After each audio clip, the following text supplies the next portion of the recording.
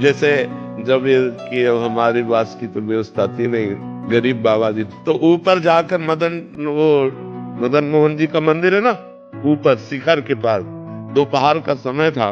अब एकांत समय तो एकदम आर्त भाव आया, रोए कस के कि हमें वृंदावन वास नहीं मिलेगा, क्योंकि हमारा कोई परिचय नहीं, हमारे पास अर्थ नहीं, और आश्रमों में अलग व्यवस्था होती है।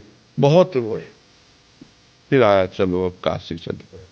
जे ही नीचे उतर के आए तो इतनी बड़ी गोरी सी बालिका, हम उस समय लाल वस्त्र भगवा वस्त्र पहनते थे, ऊपर का वस्त्र का छोर पकड़ा और घूमने लगी ऐसे, और कह रही जाए वो बाबा, जाए वो बाबा।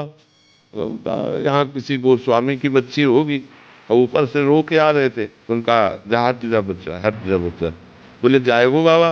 और हम उस समय ये समझ ही नहीं पा रहे कि ऊपर हम बात करके आ रहे हैं प्रभु से, और इधर हमसे प्रश्न किया जा रहा है।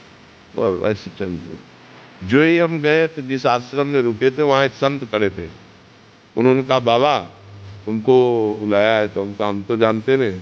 बोले तुम्हें देखा है, वो बुला रहे हैं। तो उन्हीं के साथ चले गए, तो उन्होंने गौशाला थी, तो एक कमरा बना हुआ तो बहुत बढ़िया, बोले यहाँ दूध पियो, मठा पियो आराम से, और यहाँ रह जाओ। अरे हम कहे तो भगवान के, तब एकदम, तब हमें एकदम वापस ध्यान आया, वो जाए वो बाबा, हम कहा तो श्री जी थी।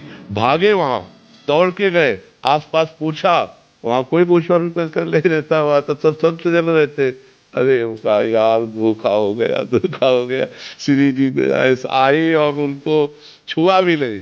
वो हमारा बस, अब बालिका रूप में थे, अगर हमें पता हो कि वृंदावनाथ ईश्वरी लीला कर रहे तो उसी समय गले लगा। पर वो बहुत चतुर है, जब तक वो सामने रहेंगे तब तक संशय रखते हैं कि पकड़ न पावे, और जहाँ वो अलग होते तब पक्का विश्वास हो जाता है कि वो प्रभु ही थे, ऐसा होता है।